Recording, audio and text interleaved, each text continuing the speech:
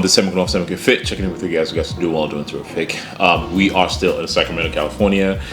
So today is Monday, which is 2 days from the show, from the Muscle Mayhem, WBF Muscle Mayhem that just concluded over the past weekend. While I still have this fresh in my head, I just want to do a quick recap for you guys. Give some good, some bad, what I would have adjusted as a military-minded and as a coach at the same time. I like to do what I call after-action report. It's something that you do that's very common and very in the military, and it's something that I would definitely suggest, highly recommend it for you guys to do. Anytime you do achieve any sort of goal, work on trying to figure out, how can you improve that process? What can you do better? Because again, it's all about continuous improvement, and that's what I care about. And again, just to give you some context for people that might not having any idea, or you might be looking into competing like in the future, like how does that look for you? How can you navigate that?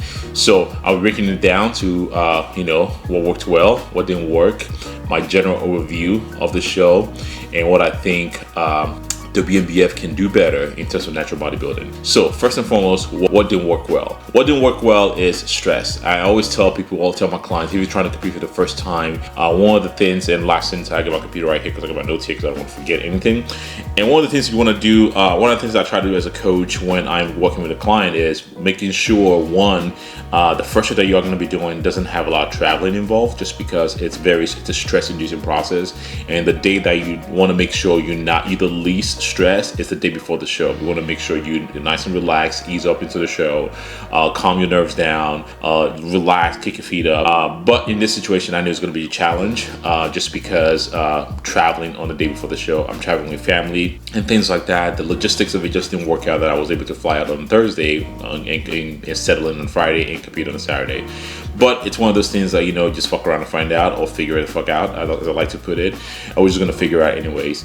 So somebody like me that's a trained, I've been doing this for years, and I think I managed stress well. It was quite difficult for me. So for somebody like you that just getting started, it might be challenging. So if you are going to be competing, ideally speaking, look for a local show. If you don't find a local show, look for a show that's going to be far away. If you can, make sure you get there like a day before, 2 days prior to the show, so you can settle in and minimize the stress. But if you cannot, you just have to kind of just adapt. So travel stress from the day before. If you're keeping up with the news, there's a lot of flight cancellations, flew United, and I was Googling United. I'm like, okay, United is like the biggest airline out there that it has the biggest cancellation. So if you're trying to fly in the future for something very important, don't fly United, because some way somehow there's going to be delay or cancellation. There was delay. I almost missed a polygraph test, but I made everything, so that did not work. So that just backed me up to the point where I was missing a lot of meals.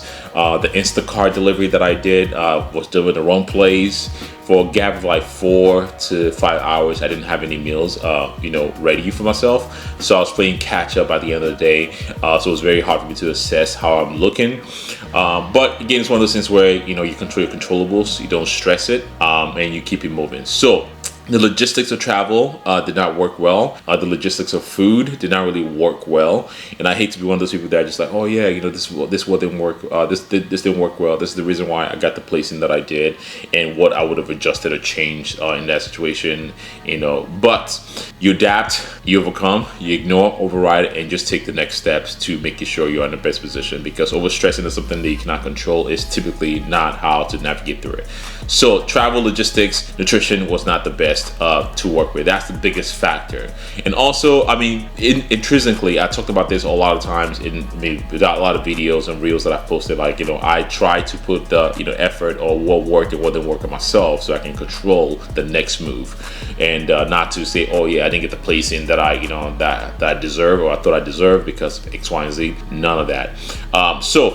But it is what it is. You adjust, you overcome. The show, got to the show. I think I looked my best. I looked full. I felt full the next morning. I thought I looked full the next morning. But I can definitely tell I was holding like a film or layer of water. In this situation like that, what it would have worked is I could have ran through like a couple of poses in the morning. My sodium was kind of low. I should have added more sodium just to push some fluid and nutrients around my body. I'll go through some running poses in the morning just to sweat some water out, so I can get rid of that extra layer. And looking at I'm looking at videos back again, I could have been, you know, more conditioned on the morning of the show. I was 207.6 on the morning of the show. My lowest weigh-in was about 202, which is like a couple of weeks back. I think again for like an 9-week preg, I'm pretty content with the condition that I brought on stage. But you know what I could do in that situation next morning when I feel like okay, I'm holding a little bit of water, is probably just, you know, find ways to kind of, you know, pose hard, you know, just to get that sweat out. Because during the pre-judging, I felt everything was kind of, you know, I came on stage, I looked full, but as I was posing, I can feel myself fading away. Even though I was feeling like, okay, I'm getting my groove, like in terms of posing, it's starting to feel familiar because it's been like 3 years since I stepped on a natural bodybuilding stage. It starts to feel that familiar. And historically for me, anytime I compete in a show, the longer the posing routine goes, or the better I get, the more, you know, flow, the more into it that I get. Like, you know, it takes a couple of, you know, rounds just to get me going. So I need to work on that as an area of improvement. But overall, you know, I think that's what I would have changed. I would have posed in the morning, get some water out of my system. So, you know, not necessarily a workout, just to get a good amount of sweat out, just to get rid of that extra layer of film. Because the reason why I'm bringing that up is when I came on for my routine, and actually for the awards, I looked harder. I felt harder. I felt tighter. And it's almost one of those things, I hate to be the guy that says, when you go to a restaurant, you have this meal in you, and you're like, oh my God, it's like, you know, I wish when you see yourself, because you already cut water, cut sodium, which we did not. And because you have water and have sodium now, and everything starts to come alive, and you tell yourself, I wish I looked like this when I stepped on stage. I was that guy that I was saying, I wish I looked like this like 20 minutes ago, because I feel like, man, this would have been good. I mean, no shade at all to the, you know, placing, you know, Bada, I mean, he's a former world champion. I've beat Bada before in the show. Is he beatable? Yes, he is. You know, again, but not, you know, but you looked better than I did. I think, I mean, the place, I don't have any qualms or any disagreement with the placing at all. I just think I could have done better in that situation. But yeah, but overall, I mean, I'm happy with the condition. I'm happy with the, you know, jumping on stage. It wasn't one of those things like, I'm just happy to be here. Of course, as a competitive guy, I want to win. That is why you put yourself through that situation. And the bigger reason for me doing this show, or you know, is just to prove myself wrong, to prove myself right, that I can still do this. I can still be competitive on this bodybuilding stage, and I think I proved that to myself this week. So those are the good, those are the bad, those are the good, those are the bad from the show, the placing and everything. And of course, the good also is, you know, just, you know, shooting the shit with all the people that I've met, the Jeff Alberts, you know, the homie, my kamikaze brother, as I like to call him, Matt August, as you guys just saw in some of the show day vlog.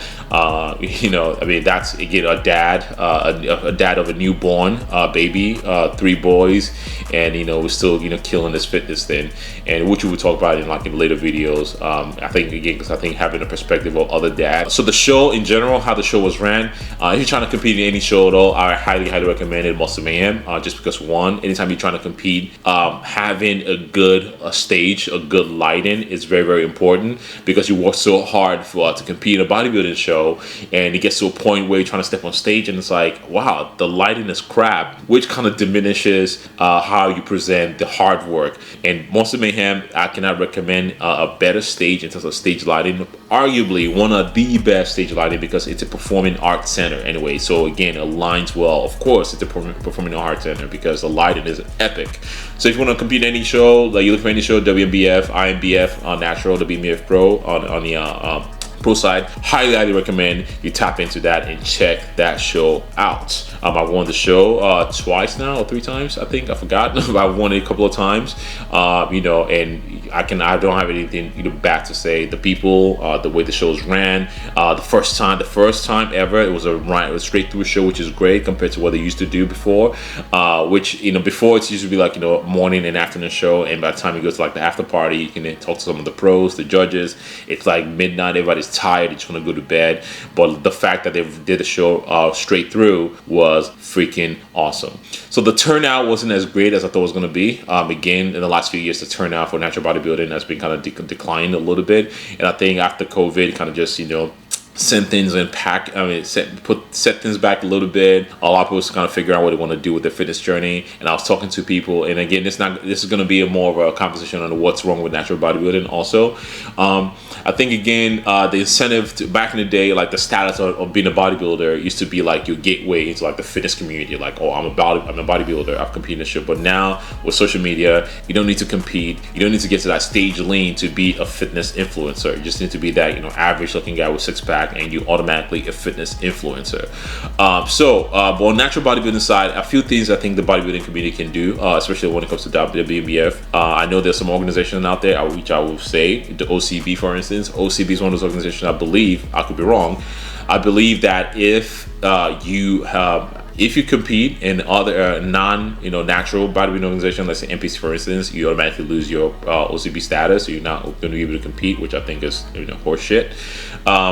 Also, in WNBF, I believe if you haven't competed for such a long period of time and you're trying to compete again, you've been a pro before, you're trying to compete as a pro now, you will have to compete again as an amateur, which I think is not the right move at all. If you have all these pros that have not competed before and trying to come back to just expand that pool of pro athletes, especially like you're seeing like something like Brian Whitaker, for instance, that hasn't competed in a while, or Doug Miller that hasn't competed in a while. If they want to compete in WNBF, they have to compete as a natural bodybuilder, and then get a pro qualifier again. It's not unfair to anybody that's competing, because one, what you are doing is limiting the opportunity for you to keep increasing the pro pool by putting somebody like Doug Miller that it doesn't have any business being an amateur, right? He's been a pro for years, so I think they need to do away with that. If you're a pro, I think that has deterred a lot of pros from coming back, because they feel like, oh, I haven't competed in a while, I feel like I want to compete again, so you're telling me I have to compete as an amateur first, then get my pro card again. Not like not because they cannot do that, they can compete and get the pro card again, but at the same time they just don't want to go through that process all over again, because like, nah, that's horseshit. In my opinion, I think again that they need to do it with that. In my situation, because I haven't competed in the last few years, I just have to pay my back pay, as far as like you have to pay to keep your membership, which I believe the NPC they have that. Also, you have to, all IFBB Pro have that too. You have to keep that membership, and if you want to compete again, well, you have to cover whatever months and that you've missed just to keep your status. That's fair, I get that. But the fact that you have to take an amateur, a pro that's competed as a pro before, and then miss X amount of years of competing, and you have to start again from an amateur, I think that is not the move. Chris Barakat and I and Matt Ogus actually talked about. Actually, I'm not gonna take credit for this. Chris Barakat, I'm gonna give him the credit for this because he brought this up, and I thought it was it's a great idea. One of the good ways that you can increase the pro status or encourage you to compete at the same time is, one, I know, and I appreciate as a pro saying this, I appreciate that the fact that let the pros go on first, so the amateurs can kind of see how the pros compete. But how about you kind of just switch it the other way around? You let the pros go on last. But hear me out.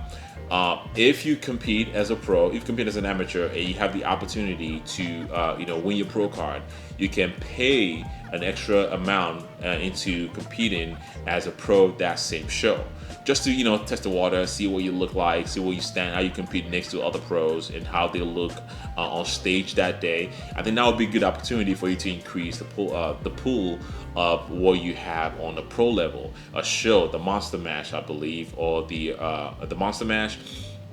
The WNBA Monster Mash is a 2-day show. It's a Saturday and Sunday show, which is great. I'm not against 2-day show. If you want to do a 2-day show, great. If you want to do a 2-day show, that's perfectly fine. But if you cannot do a 2-day show, having the pros go on last and giving like the opportunity for people that are amateurs that are competing can definitely show up and compete against the pros might be a good incentive to like, oh, I can get my pro card and actually do my first show the same day. That's a good incentive for people to compete. Like, oh, I can get my pro status and then compete. Me personally, when I turned pro like gazillion years ago, I did not jump into a pro show because I knew my caliber or my the level of physique that I had was not enough. again, you have that option to feel like, okay, I want to compete with other pros the same day, or like, no, I'm not even close, I need some time, I'll just watch. And you have that opportunity. But I think that's a good way to kind of just incentivize amateurs to compete in amateur shows, and the opportunity to compete against the pros in the same day, just to see where you place. So those are the two things that I think, major things I think the WNBF, or especially WNBF and a lot of natural organizations could definitely do. There's another advice that I think I've mentioned this before in the past, that I think the WNBF can do, or natural bodybuilding in general can do, is actually bring everybody together and compete as one. But I know that's not going to be possible. That's just wishful thinking, because a lot of people feel there's a lot of egos involved, and a lot of people feel like they've built this organization up, and a lot of people cannot keep up to the standards, and a bunch of other reasons out there. I know that's not impossible. That's not possible right now or ever.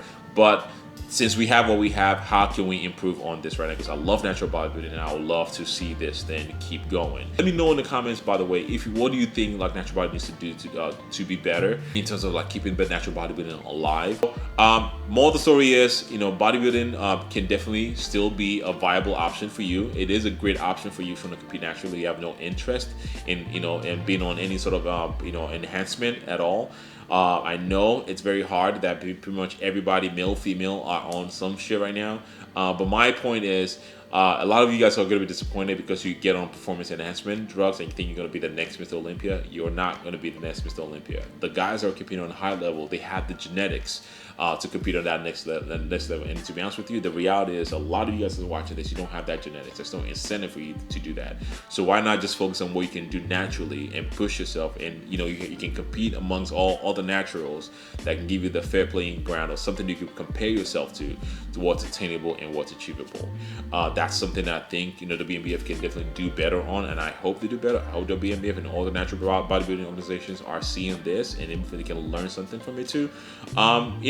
Let me know in the comments if there's any other suggestions I think bodybuilding can do to enhance, what they can do to promote bodybuilding, because I love bodybuilding. I love natural bodybuilding.